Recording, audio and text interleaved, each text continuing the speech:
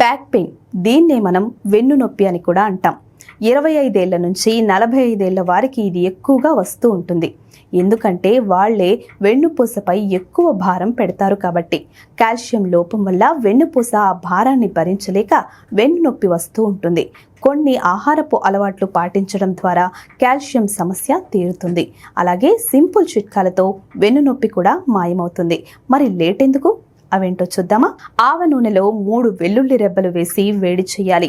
ఆ నూనె చల్లారిన తరువాత నడుము, వీపు, మెడ వెనక భాగంలో నూనెతో మసాజ్ చేయాలి. ఇలా చేస్తే బ్యాక్ పెయిన్ సమస్య తొలగుతుంది. రెండోది, ఉప్పు కలిపిన నీటితో కూడా ఈ సమస్యను తీర్చుకోవచ్చు. ఇందుకోసం ముందుగా నీటిని వేడి చేయాలి, తరువాత ఉప్పు వేయాలి. ఇలా చేశాక ఓ టవల్ను నీటిలో ముంచాలి. ఈ గోరువెచ్చటి టవల్తో వెన్నుపై అదుముకోవాలి.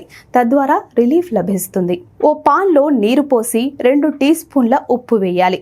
వేడి చెయ్యాలి. అది కాస్త చల్లారాక ఓ టవల్పై చల్లి దాన్ని నొప్పి వస్తున్న దగ్గర చుట్టూ కట్టుకోవాలి. కొంతసేపటి తర్వాత కంఫర్ట్గా ఉంటుంది.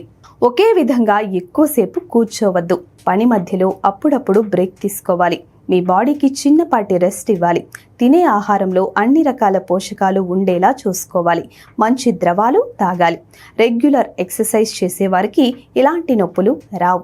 ఆల్రెడీ నొప్పి ఉన్నవారు కూడా మెల్లగా ఎక్సర్సైజ్ స్టార్ట్ చేస్తే నొప్పి మెల్లగా తగ్గిపోతుంది. గంటల తరబడి కంప్యూటర్ ముందు పనిచేస్తూ ఉంటే బ్యాక్ పెయిన్ వస్తుంది. అలాంటి వారు తప్పనిసరిగా ఎక్సర్సైజ్ చేయాలి.